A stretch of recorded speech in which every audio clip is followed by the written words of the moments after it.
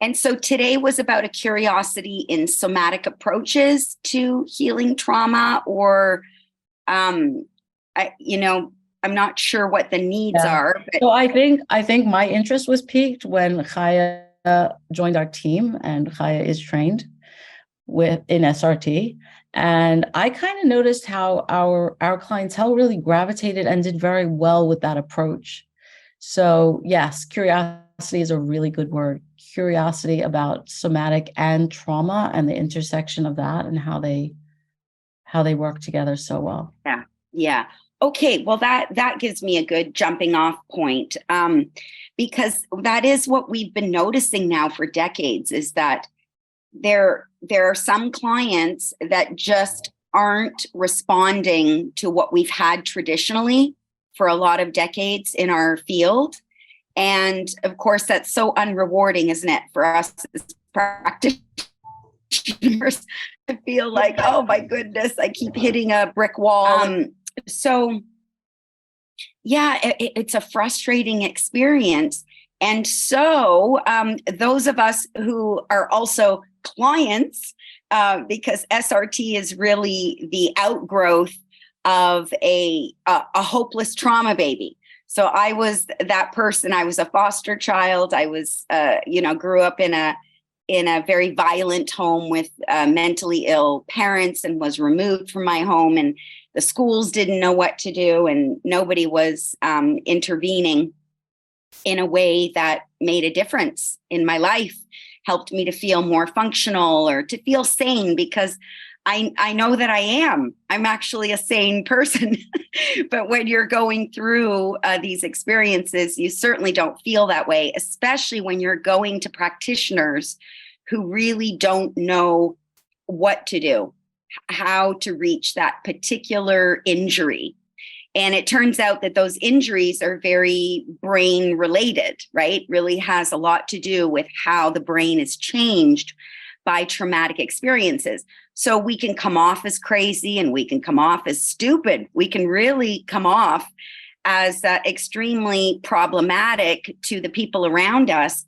And yet with the right kind of intervention, oh my goodness, all of a sudden we're really contributing wonderful, healthy people.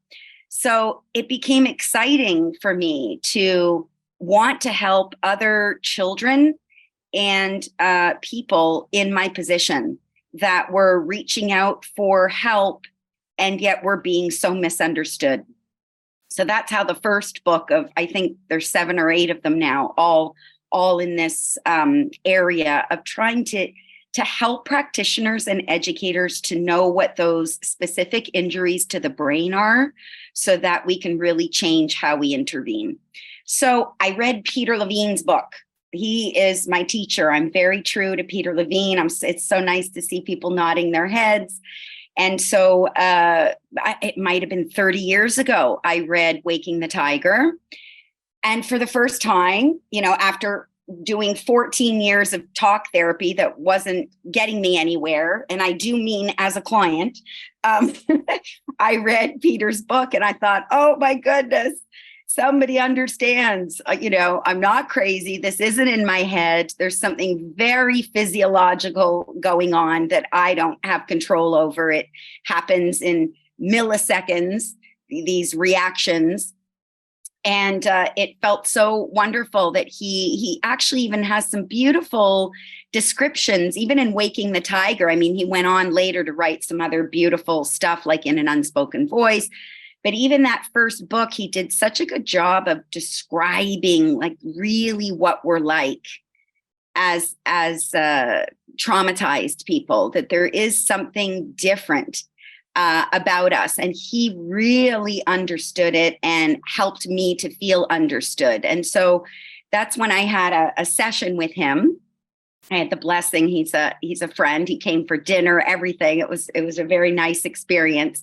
So I got to have a session with him, and uh, surprisingly enough, it felt like the craziest experience I ever had in my life. I mean, he had me do something that can be another takeaway for you today. I don't know how open people are to experiencing somatic approaches, but they're very different and not for everyone and not everybody's game. But the one that he had me experience was whack-a-dacka.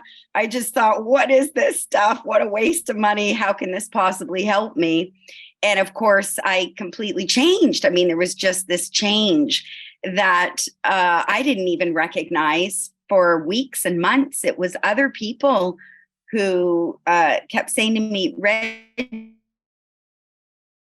you're different. What is this about you that's so about? I'm still as angry and miserable as ever. And they said, no, you're not reacting in the way that you would normally to this kind of a situation. And when others made me realize, then I thought, oh my gosh, could it have been that ridiculous session I had with Peter Levine? And that got me curious enough to sign up for his 3-year course. I mean, I'm that kind of person.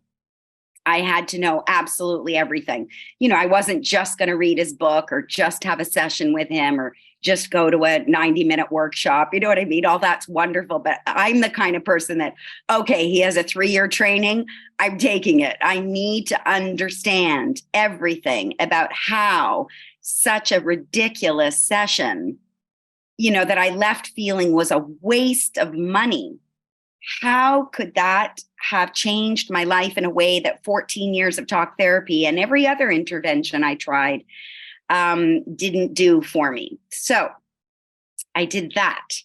And as I was doing that and learning all about the importance of the animal brain, really understanding it, right? Understanding that we have different parts to our brain and that really what we need to become to heal trauma is a better animal. That's what we need to do. So rather than kind of be up here highfalutin, needing insight therapy and to understand, interpret and analyze and unfortunately to hastily come to meaning, trying to get to meaning in a top-down way, and how that really keeps a really growing population of people, trauma babies, call us, I should say, from really being able to get well. So this bottom-up approach and really appreciating that the injury is at a part of the brain that can't process words. And in fact, Bessel van der Kolk has called trauma really like a speechless terror. It's a speechless terror. So you have bodies in front of you, right? As practitioners, we have these bodies showing up. They were able to drive to your session and sit in front of you, and they're there and they look like they're, a certain way, that we have access to them in a certain way. They appear to be really functional in the ways that we would want human beings to be in order to access a lot of our therapies. However, they're in terror right there in front of you, and they don't have the words to articulate that terror. They're desperate for you to understand them so that you can have a few words for them that ease their system immediately, because you're not history taking, you're not asking them all kinds of questions, you're not asking them to relive or to tell you why they're here to see you today. All these things that, are so agitating to the nervous system of a traumatized person. So it's wonderful that some can access services that way and get better. I'm really just here. Self-regulation is the aspiration of a hopeless trauma baby that couldn't be accessed that way. And so this approach is for those very extreme cases where you're just not able to get past that ceiling or get past that wall that you hit sometimes. It's to really understand how to get into that nervous system in a sensory way, in a non-verbal way. And so there are particular sensory tools that we can use that help to improve vagal tone, right? So if I was to share screen and show you what we're talking about, let's see if I can go. Oh, I can't share screen, can I? Dr. Reggie, I have a question for you. You might be able to. Oh, I'm not sure. sure. Oh, I love I actually questions. just wanted to, it's not really a question. I just wanted to comment. We all we're here because we work with family members of incarcerated people. Some of us are actually working with people that are going to go in or have just come out of prison as well. So we're talking about trauma. And yeah, it's interesting because when we thought you might not be coming on, we actually were talking about the people that show up and aren't able to do the work, right? They're just showing up. It's almost like they don't know why they're here. We don't know why they're there, but they are showing up, right? So this is kind of really interesting to think about, like the nonverbal piece of this, like when there are no words. And I know a lot of the interns here have experienced the client that will dissociate when they tell their story, that will like not be able to even tell their story at all. They never want to go there. Or the client that completely floods when they tell their story. And like this can't be healthy. This can't be productive in any which way. So I just want to kind of like orient you to where we're coming from. And so go ahead. Yeah. So somehow, just what you've said, I don't think I was going off on a wrong tangent. I think I was going on the right tangent, right? It was making sense because they are showing up because they're desperate for you to understand them, that they're in speechless terror, that they don't have any words for you, that they need you to have the words. They need you to know the entryway into their nervous system so that their vagal tone can improve enough that, yes, in a bottom-up way, they will find words, they will find meaning, but it's going to come from their nervous system and us accessing them in a sensory way. And once they realize that, once they realize you're meeting them right where they're at, you understand, you don't want them to explain anything to you. They don't have to tell you anything about their story in order to heal. Nothing. These are some of the most important things to let them know right away, what self-regulation training lets them know right away, which is different than, am I having you come in? So I'm going to go to share. Let's see if I can get my PowerPoint up here. When we've got all of this here in the front, can you see my my little, yeah, you can, thank you. So here in the front, right, in the neocortex up here, the prefrontal, you can see how dark this is. This purple and black, this is where words happen. And it's completely shut down when we're in, I call this like a brain on fire. And, these are these two little amygdalae in there that are a fire alarm that sets the whole thing on fire. And this is our lower brain here, as we know, right? The nonverbal parts of us that kick into action and go into the fight, flight, freeze, fold response. So we're all hearing about all of this now. So, we don't have to worry about this part going into details here. I'm sure you know a lot about what the injury is. It's to help us to be very clear about what kind of a brain you're trying to talk to, what kind of a brain you're asking questions of. And so if you can just really appreciate that this is completely shut down and this is terror. They're in that speechless terror. So it's nice sometimes to have an image of what that looks like. Now, if I was to bring you to let's see if I can do it on these arrows here. Yeah, okay. So here's the vagus nerve. Everybody can see that, okay? The yellow. Yeah. So you're seeing that it does go, see from behind the ear there, you see up tucked under. That's where those amygdalae are. And so from that fire alarm place, this nerve shoots out the jaw. This is why, or clenching, right? Trauma babies, there's so much in the jaw. They're clenching, they're clenching, they're clenching. And it goes down through the throat that oftentimes, right, closes and feels really tight. And they have a lump in their throat and they can't get breath through. And it strangles all the way there through the lungs and the heart, and right, they get heart palpitations and panic attacks and they can't breathe and it's all getting constricted, right? It's these panic responses, this extreme anxiety that comes from this terror, this speechless terror that they don't have the words to understand or articulate. And it goes all the way down into that gut, right? And we've got all kinds of diagnoses like leaky gut syndrome and irritable bowel syndrome and all kinds of autoimmune deficiency disorders, all kinds of physical ailments that are simply the constriction of the vagus nerve. It's that the vagus nerve is really so tightening around all of our organs that they're not working properly at all. There's really a shutdown in the whole physical system. And so this is what we would call, like a poor vagal tone or a low vagal tone.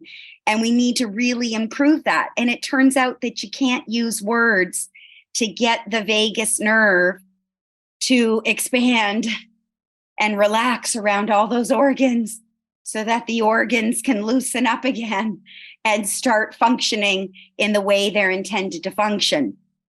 So the way we do that is very, very strange somatic tools. And so, I would be happy to lead you through some of them, but it's definitely going to be interesting.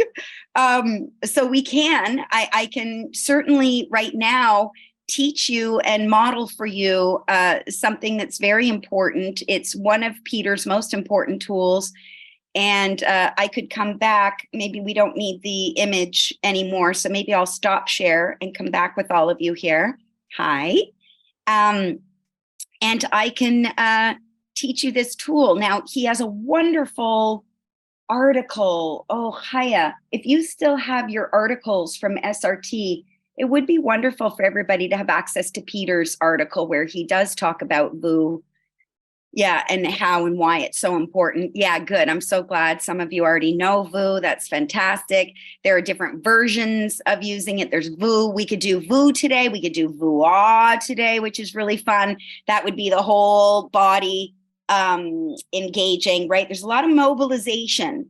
So self-regulation training involves, because everything is bottom up, like Peter was saying, if you're all signed up, I highly recommend that you sign up to NICABM, also NICABM.org, because you'll get invited sometimes to free stuff. Like Peter just did a 90-minute free class. Did you get to see it, Chaya? Anyway, like we can text later. But NICABM.org. And it's so fun. It's so fun to get to be with Peter. And we're not going to have him that much longer. I mean, he's fine. I'm not trying to say he's not. But, I think he's in his 80s, I think. Anyway, I've been taking advantage of him for all these years that I've known him. You don't think that these people you love so much are going to get older. And anyway, okay, not getting off on a tangent. So I'm going to teach you VU, and you'll see what it's like for you. So I don't want anybody to get hung up on there is a right and a wrong way of doing something, or there is a right or a wrong way of having a response to something. So this is also extremely important for trauma babies to know. There's no right answer. I'm not looking, that's why I don't ask questions. SRT, we don't even really ask questions. Very, very few. Like, once you get them into the tools, you ask them what they're noticing is happening. You don't ask them how they feel. We don't do this isn't therapy. So a lot of trauma babies are extremely turned off by therapy. They don't want to be therapized. They don't want you to shrink their brain or do any of that weird stuff. They're tired of it. It didn't help them, or they don't believe in it, or whatever, right? So self-regulation training is not therapy. We don't ask people how they feel, but the very few questions do we ever ask, because from a bottom up place is how we want them to curiously be making their own discoveries about what is true for them. And so we're always there letting them know there is no right or wrong answer. There's no right or wrong way of responding. We're going to discover together whatever is true for you. I mean, how exciting is that? It becomes very joyful very quickly. This is joyful work. Once they know, you just have to, like, right from the beginning, you have to let them know that you get it, and you're not going to be doing any of that funny business. We're going to do a different kind of funny business that's really going to end up being a lot of fun. So here's VU. You inhale through your nose. Very important, right? Oftentimes out there in the media or other places where people get their psychological information, unfortunately, people are told to take a deep breath, right? We never want to tell somebody to take a deep breath, but we do want to help people to know that it's important to redirect their breath in through their nose when they can. Trauma babies breathe in and out of their mouth.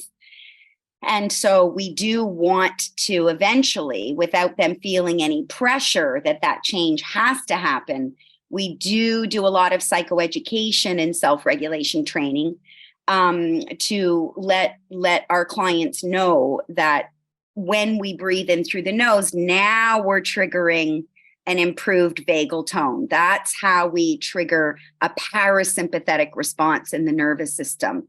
So that begins to loosen up that vagus nerve around all the organs so that they can start working again. So in through the nose is important when possible. So with VU, it is the preference that you would breathe in through your nose. And on the exhale, you would make the sound VU. And the V at the beginning is really important. That V at the beginning. And if you just play with V right now, you'll feel what it's doing to your gut. You'll feel what it's doing to your gut. There's a dam, you guys, and I'm sorry that these explanations go on, but I think it's extremely important to understand. So there's a dam in the abdomen where, like, all of this shut down because of the vagus nerve shutting things down. That's often why the breath is short and shallow, and it cuts off in the lungs. Like, yes, some breath for trauma babies, short, quickened breath, usually in and out of the mouth, gets into the lungs. But you know how they're always like, they can't get a breath? They're not really catching a great breath. And so they get panicky around their breath.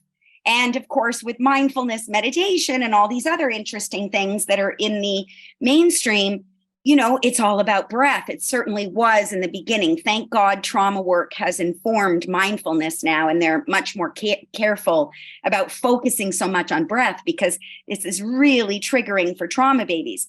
So there's this dam there that has to be broken so that the breath gets all the way down into the gut. Now, the gut is our second brain. It has hundreds of millions of neurons. And I mean, can you imagine? Hundreds of millions of brain cells are in the gut. It is our second brain. And it's not a coincidence that the vagus nerve attaches our first brain to our second brain. That's the transportation. That's the passageway. And so how important it is that the gut is working as well as we can get it to work. And the oxygen supply to the gut is one of the most important ways we make sure that it's working in the way that it needs to. That's where 95% of our serotonin is produced. So you can imagine how essential it is that this vagal passageway, this vagus nerve, is nice and open and clear, and there's beautiful communication between the first brain and the second brain, and the organs are working properly, and the oxygen is getting all the way in, and the serotonin is being produced, right? Extremely important And from all of that, I hope you're starting to like really get like, yeah, how could words ever really penetrate that, right? How could me asking the right question or getting them to have the right insight into their experience, like how can that really penetrate what I'm talking about here, right? That's so neurophysiological. We've got to go neurophysiological. So that's what we're going to do with VU. On your exhale, you're going to do that ooh sound. So get a really good V at the beginning. Voo. And you ooh out the exhale. And then when the exhale is done, you inhale through your nose again and you voo on the exhale. That's it. And you breathe comfortably. Just breathe comfortably. So meaning like don't work too hard at it, right? It doesn't have to be a voo, we don't have to work hard. We don't have to work hard.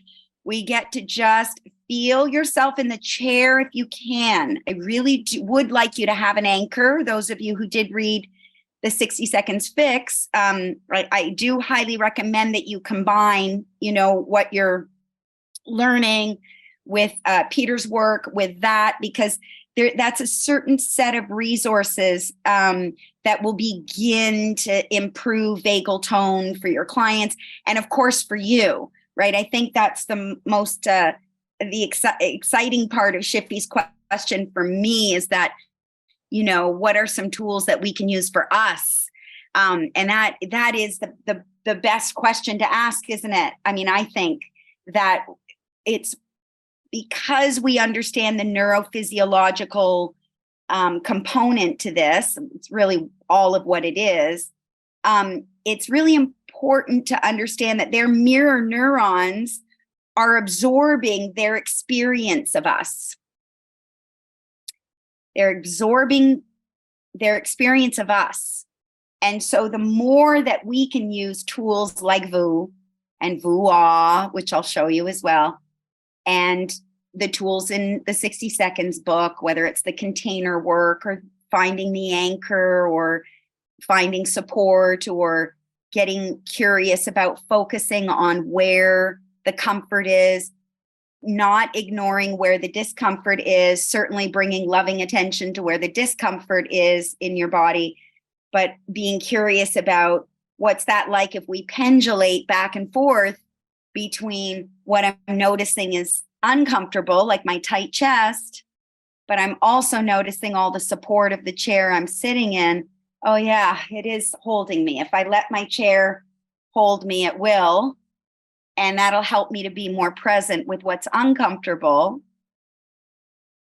And so rather than me get into that, which Chaya, maybe you can help me get back to, I'll stick with VU for right now. But I want to get Chaya, help me remember, get to the New York Times article that Bessel van der Kolk was in. Okay, thank you. So we'll do that after VU. Okay, so let's do it for a few minutes. Now, Peter had me do it for 5 whole minutes. I'm not going to do that to you guys today. Can you imagine if I had us all VUing for 5 whole minutes?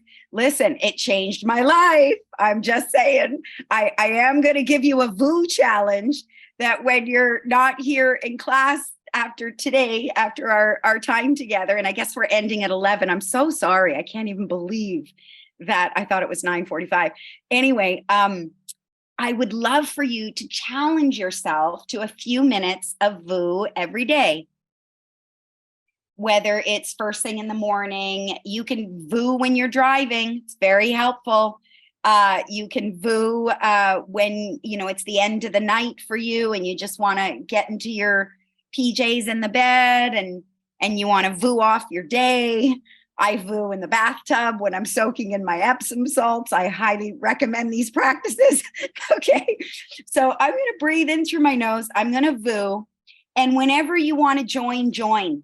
And we're just going to be a chorus of VUing for a couple of minutes. Let's really give it a couple of minutes. While you're VUing, please notice yourself in the chair that you're in. It's really good to have some physical support that you're aware of. You don't need to close your eyes. You can keep them open. Those of you who want to close your eyes can close your eyes. If any of you do feel a little bit of dizziness, some people can. Many people don't. Some people can. There's no right or wrong way of responding to this. Just make sure your eyes are open and you are really noticing yourself in the chair. Very important to do that, okay? So I'm going to start.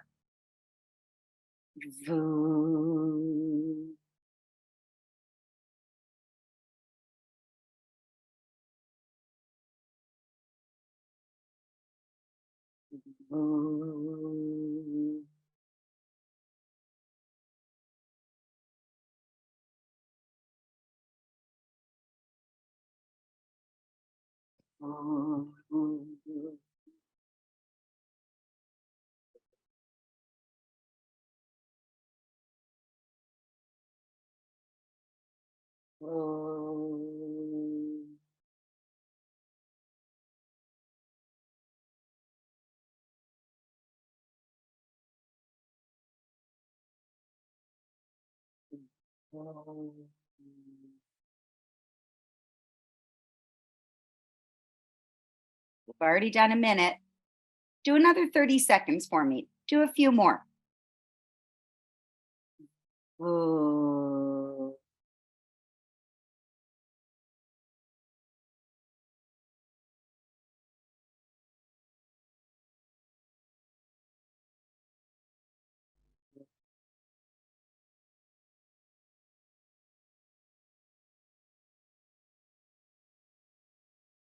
And I would really appreciate it. Would someone unmute? Can people unmute and let us know what are you noticing now? Whatever is prominent in your awareness. So we're going to unmute. Oh, I felt my muscles relax, especially around here. Okay. Yeah. So something loosening, expanding, relaxing. Yeah.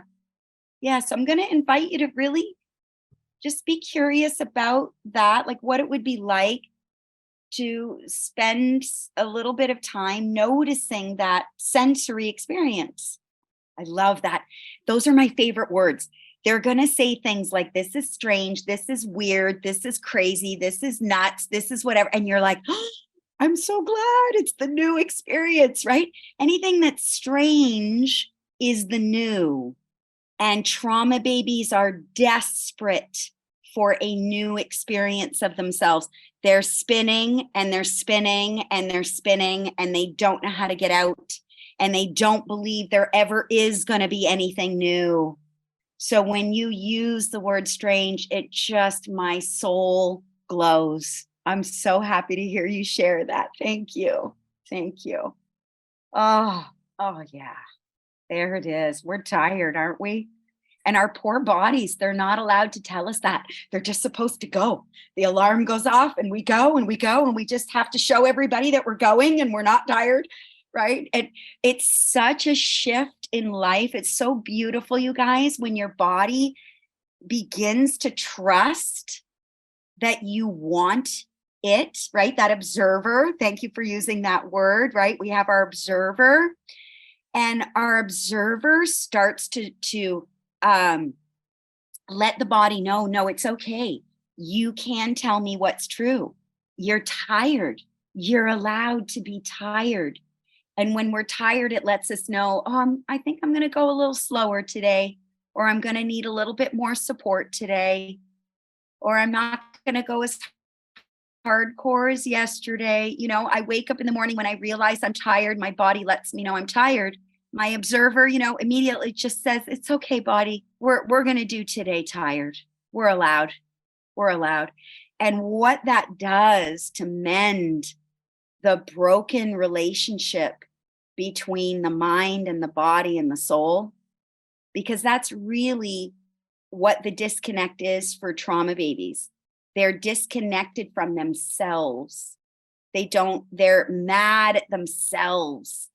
And so we have to, that repair in the relationship between the observer, if you will, right? We have different terms for, whether we're calling it the mind body connection, or the observer and the soul, or the observer as our soul, who knows, right? Where there's all kinds of interesting ways of conceiving of all of the parts of us that need to come back together, that need to integrate and work together.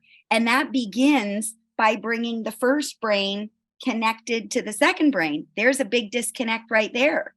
Other injuries that happen that we won't go into today, but because of those amygdalae sounding off the alarm and all of that, the neocortex is cut off from the lower parts of the brain. You saw that in the image. This is all shut down and this is all lit up like a Christmas tree. So these two parts are not, or three, there are three, it's a triune brain.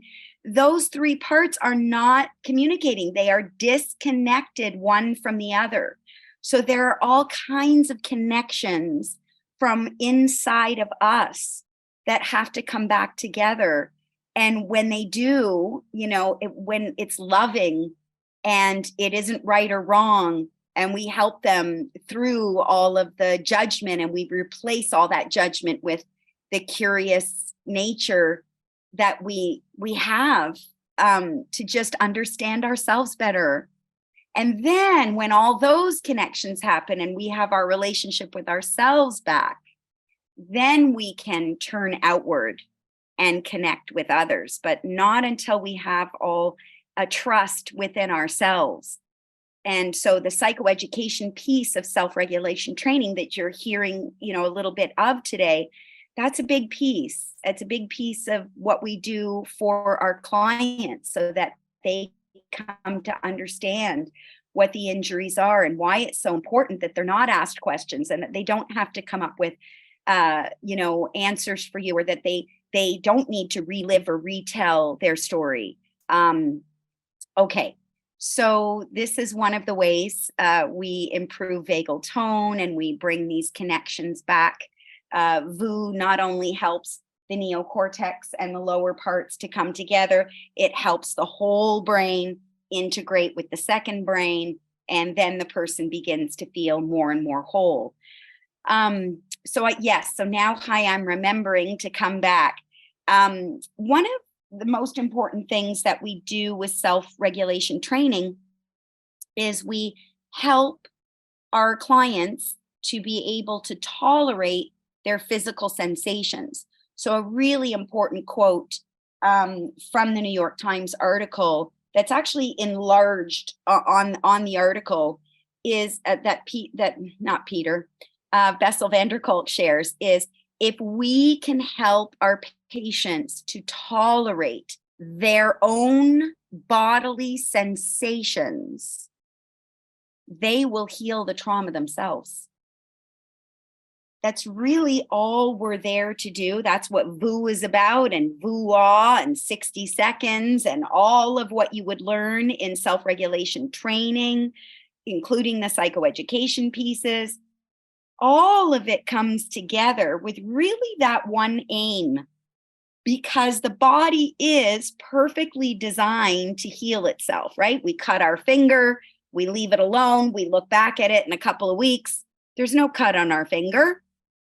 We are a self-healing mechanism in every way. This system knows how to reset itself back to its equilibrium. Our neocortex, a lot of our talking and analyses and stories and narratives get in the way and disrupt the body's own natural capacity to heal itself. When we help our clients to tolerate their own bodily sensations so that they're just being observed neutrally, maybe even with joy and gratitude, like, wow, my body really knows what it's doing. Wow. And when I pendulate back and forth between what's comfortable and less comfortable, oh, that's interesting. After a couple of minutes of pendulating back and forth, I'm noticing it feels a little better. I feel a little bit more comfortable. I feel warm now. I'm noticing this. And then we ask, is that pleasant for you? Is it unpleasant in any way or neutral?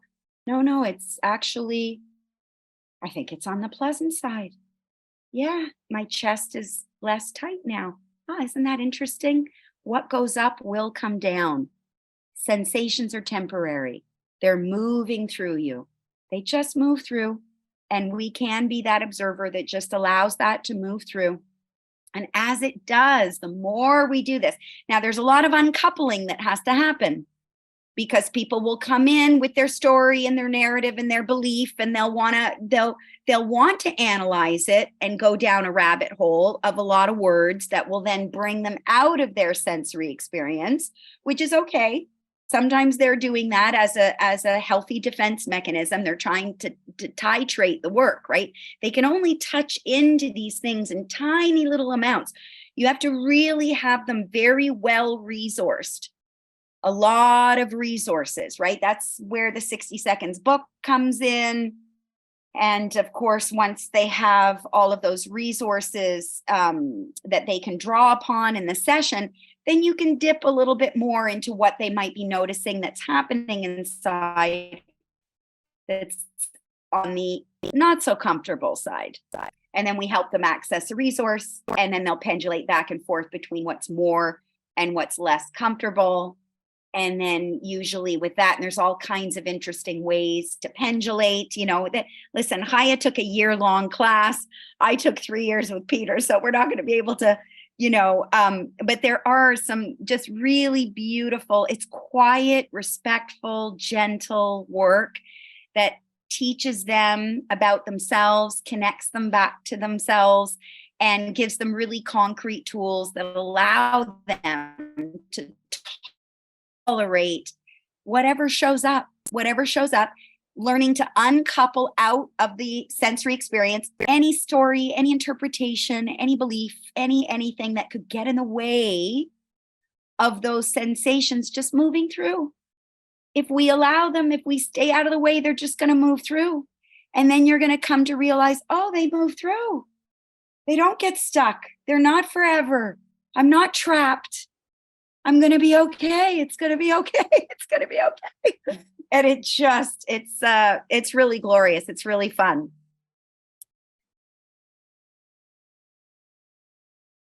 Listen, when everybody was coming to me and saying, Reg, we want to learn how to do what you do. And I said, oh, that's wonderful. I said, Peter does classes all over the world all year long. Like, take Peter's class.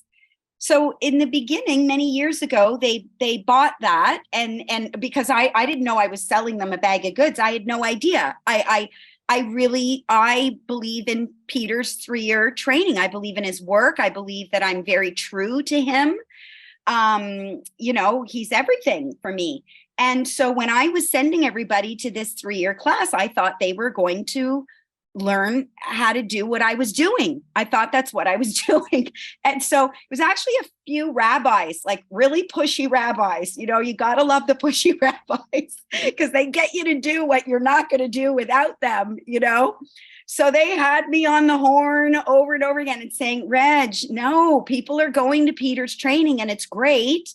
You're doing something different. And I said, I don't think I am. What can I be doing that's different? So now I accept from you also, my Long Beach friend, that yes, apparently my work has morphed since taking his training 25 years ago. So yes, a few things happen over the course of 25 years, I guess, where you think you're practicing what your teacher taught you. And of course I am. So much of it I am. However, I think I'm just that kind of person. And because I was such a hopeless trauma baby, and Peter did really tick me off in that one session I had with him, I was like, okay, no, I'm going to adapt some of this stuff. I don't think I realized that I was just SRT, as I said, is an aspiration of a hopeless trauma baby.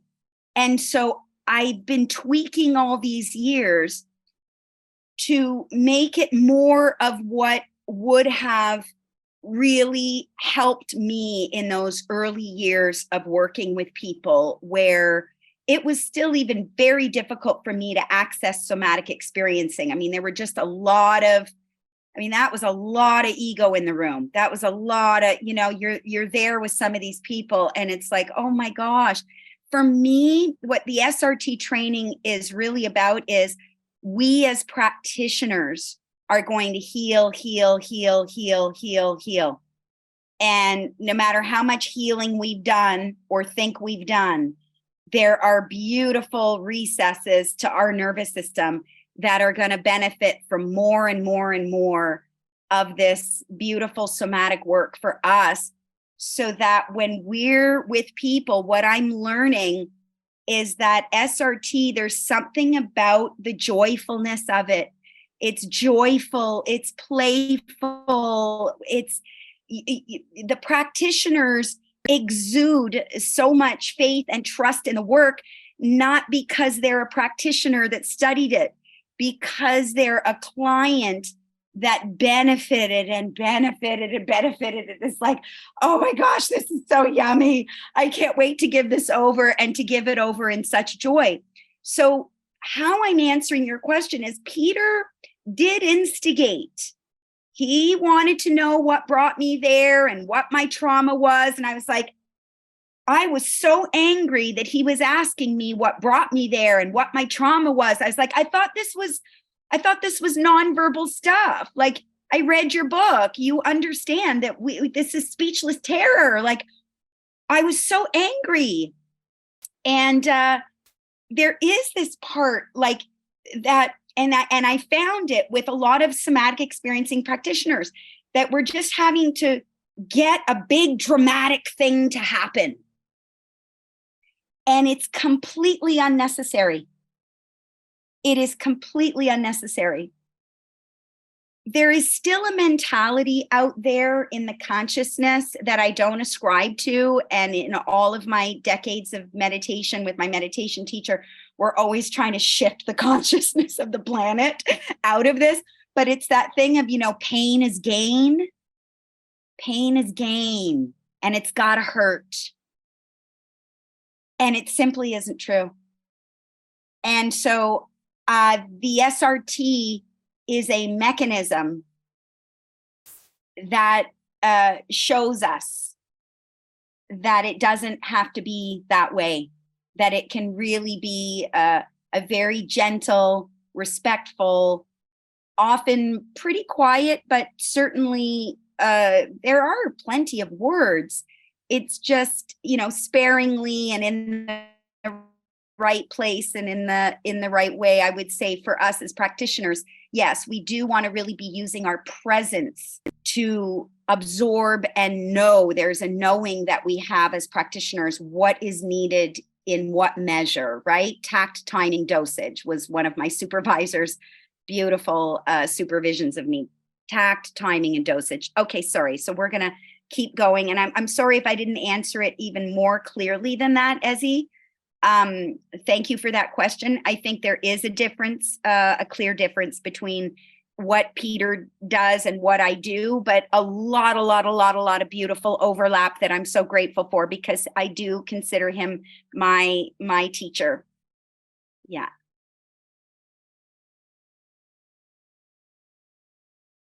Sometimes when they're all the way there, they're not even going to be able to remove themselves from the situation. But if they can, ideally, right, you want to be able to remove yourself from the situation and get somewhere, right? I teach them about finding a container and, getting themselves. First of all, we can have that container right here, but also to physically, somatically mobilize in a way that we get ourselves to a protective container. A lot of my clients have left situations like that and gone out into their car and locked the doors or gone into the bathroom and locked the door.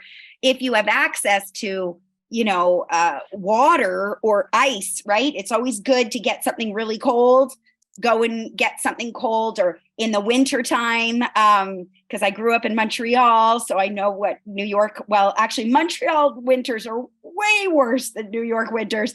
And we would just open because our heaters, we had these radiator heaters that you couldn't control. So it was always too hot in your apartment. And you have to bring that, and I would just stick my head out in the minus 40 degrees, and it would get me out. Something really cold, really drastic, getting to running your hands under the water if you're in the bathroom, right? They learn all the tools of 60 seconds. So if you can remove yourself and get into a contained space and get your hands under the water and start breathing and redirecting your breath into your nose and wiggling your toes so you can really start feeling the ground, get to some cold tile, lie face down on the cold tile, or, but in that moment, if you're really talking about an absolute 10, fight, flight, freeze, fold, whatever, and you're just in that spot, I mean, what is there that someone can do? But if they're at a 9, if you're talking about it's bad, but they can remove themselves and go access some stuff, always something sensory, like drastically sensory. So getting to something really, really cold, whether it's ice, water, a shower, the fresh air, getting outside, as soon as you go sensory, you're kind of unlocked out of the lock of the neocortex, because that's often the result of the judgment, the self-doubt and the judgment. That's that prefrontal cortex stuff really going to town on you. And in order to break all that rhetoric, that verbal junk that's in there, you got to go sensory, as big and as strong as you have access to. Yeah. Oh, Shippy, do you have your hand up still or no? Yeah, I do. Some of what you're describing, especially now that you answered Aliza's question, brought to mind DBT, right? Which was developed for borderline personality. So I think the question that I have is, how does your work with personality disorders? And are there any personality disorders that are more or less affected with SRT? Yeah. Oh, gosh.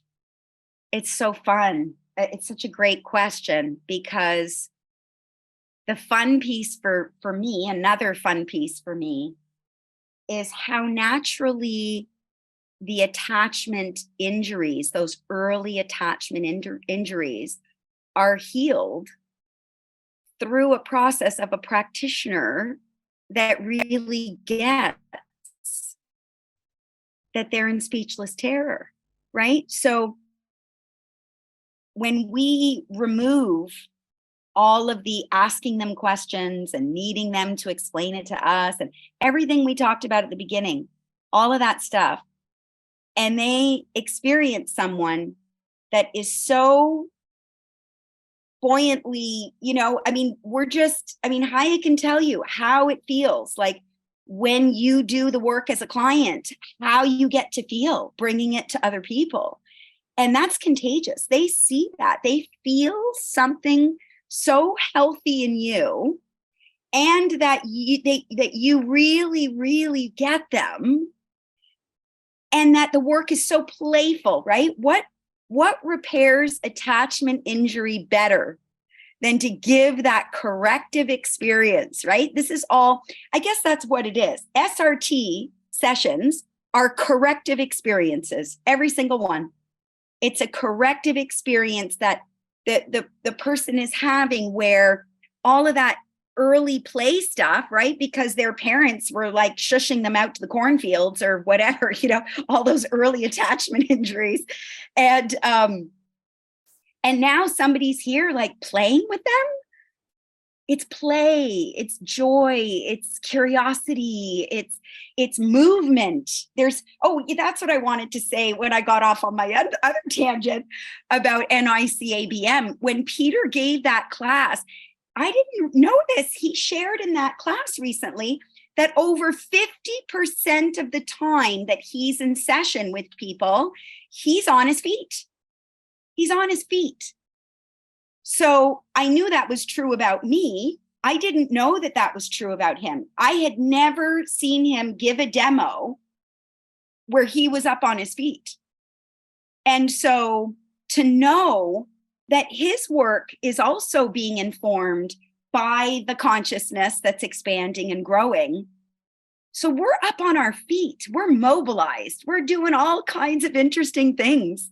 And that repairs the attachment injury that is at the root of a lot of these personality or characterological disorders. So there's a lot of it. All this yummy mirror neuron stuff going on where, there's all this resonance, because part of SRT is a transparency about the resonance. Like we just get to, we're not therapists up here, right? And the clients down there. Like we're just, we're human beings. We're doing self-regulation training. I learned something really wonderful for me. I would love to share it with you. And it's a resonance. There's something very healing at a cellular level, right? Personality disorders aren't going to get healed in any other way than experiences that sink right into the soul. That's how it's going to have to be. So it's experiences that get all the cells of the body just like tingling. That's what this kind of work does, what somatic work does. So that was a fun question. Thanks, Shifty. And so my teacher 25 years ago said he actually changed, because at the time our consciousness was just PTSD, right? And we were just coming into that consciousness. And he just changed it right away when I read that. He said, it's not post-traumatic stress disorder, it's a post-traumatic stress response. And he shifted us into PTSR right away. And what that does to the nervous system. I have tingles right now all over my body right now, just from how loving and beautiful and important that corrective experience is. Yeah, thanks, Shifty.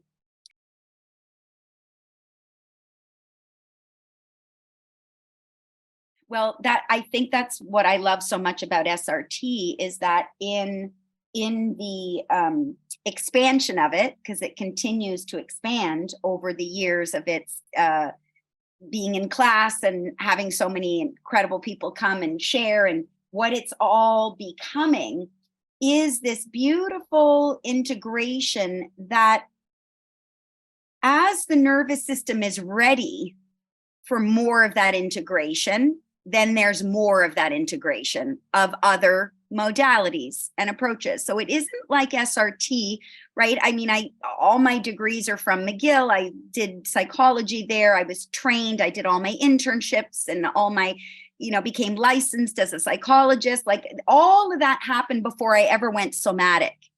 So it's impossible for all of that to not inform SRT.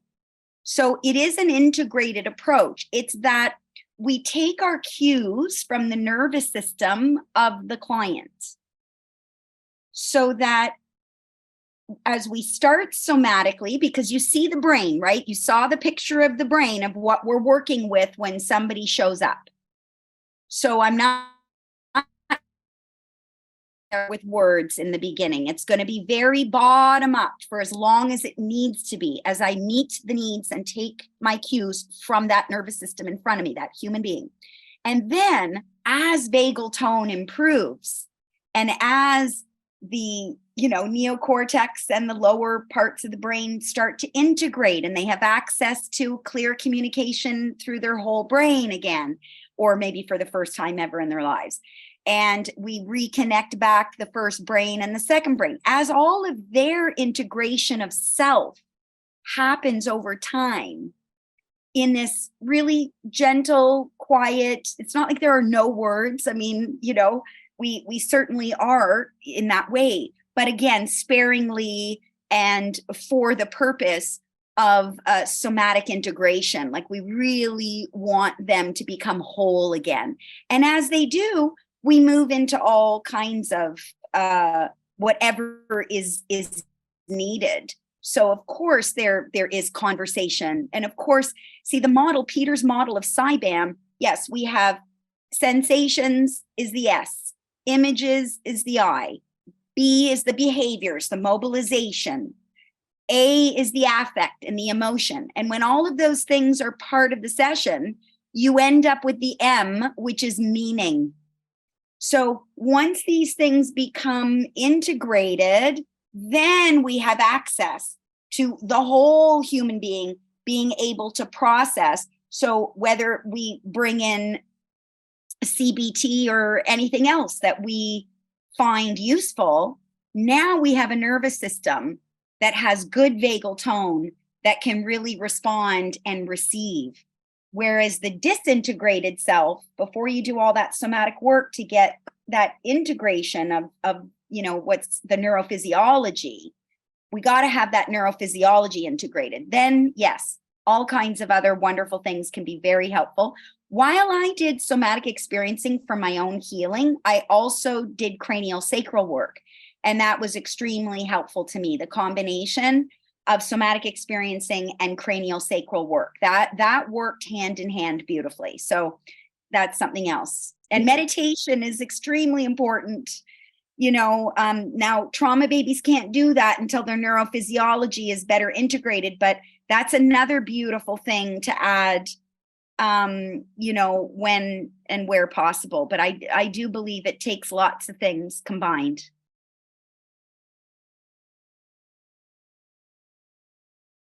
It's the psychoeducation piece, and you make a very, very good point, right? I left that voodoo session with Peter Levine thinking it was the biggest waste of money for the same reason that you left the table for your cranial sacral session, going like, what was that? And so it's about us, like this is what SRT does for the full year is psychoeducates practitioners, and so that they can hand over the psychoeducation piece is extremely important, and it is not a part of somatic experiencing, and it isn't a part of cranial sacral. And you're not going to go to any of those sessions and get psychoeducation about what's happening and why it's helpful and what the injury is and all of that. That's a huge component of SRT, is that we are bringing our clients along with us.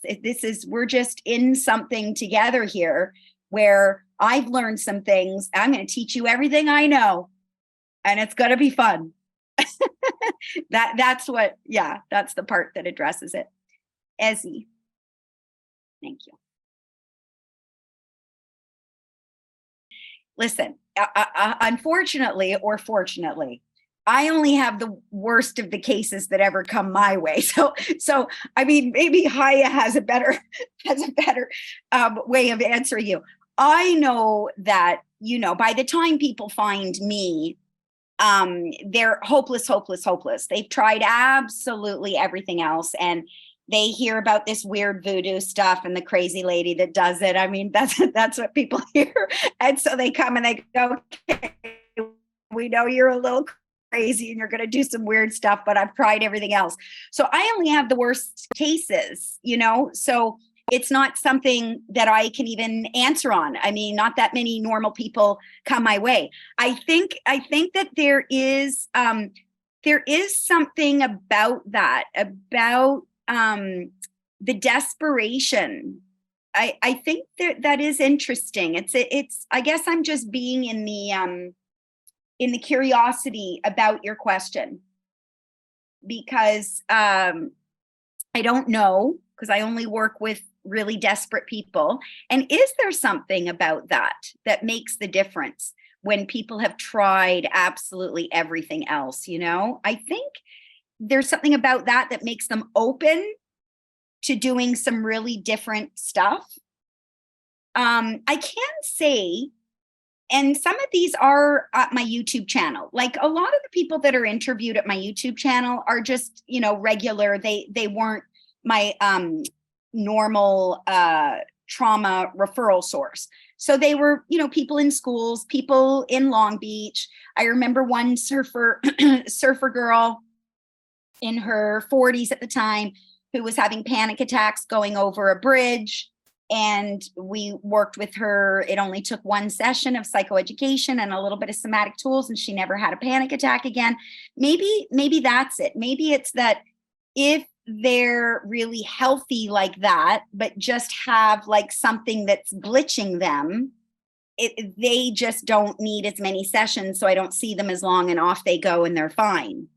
And it takes longer with the really heavy stuff that I work with, but maybe that's where you would get your answer. See, I'm not having a good memory about all those early years I was doing it, because I've been in at least 10 years now in really severe, that's who gets referred to me now. But yes, earlier on, when I was just doing my local practice in Long Beach, I did just have people coming, whether they were from the school system or just friends of friends, a lot of people at my son's school that were coming that just had a glitch. And so 1 to 3 sessions and they were good to go, and they were gone. So I know that it's helpful because it is my orientation. It is what I practice. And I've always just been practicing that since I graduated from Peter Levine. So yeah. And that's I hope that you will test that out, Ezzy, and find out. That would be really cool. So just at my website, really, okay. People just usually email me and then I send out the information. And in fact, so I start every year, the 3rd week of January, and I just hold a class, 1 class a year. That's all. I give everything I've got to my 1 class. People want me to run simultaneous classes. I'm not running simultaneous classes. I'm giving my absolute everything to the people that commit a year of their life to my work and this program. I commit my life and my work to them. So that starts every January, the 3rd week of January. And in September is when I start to send out info to people via their email about how they can prepare for class, so that, they really get the most out of class when they start in January. Because I don't like people to feel like, they're a deer in the headlights coming into a class. So we do prep now in the fall for that January start. So if you go to drmelrose.com, just DRMELROSE, drmelrose.com, you'll be able to see everything about the work, and it's all there. I would recommend that you just have a nice little kind of, spend 5 minutes there clicking on the different pages, and you'll see where you need to go, and you'll learn a lot more about it. And it was wonderful to be with all of you. I hope this isn't the only time I ever hear from you or see you, or, it's nice to have ongoing relationships where we're just in, I think, a new consciousness that's so important. And what I love about it, if I can say one last thing, I know we have to go, Shiffy, is my favorite thing about it is that it's really fun to be a practitioner. Before I found this work, and I was a licensed psychologist, and I did the whole thing. I was Dr. Melrose and all that stuff, doing the talk therapy and everything I learned at McGill. It just wasn't as much fun as I'm having now. There's really something beautiful about this kind of work that when you leave a session with your client, you feel incredible. And I don't know, that's just a little dream of mine, a wish of mine for every other fellow practitioner on the planet, for them to enjoy their sessions that much that they get out of them and feel that good. So that's, I guess, the last thing I would want to share.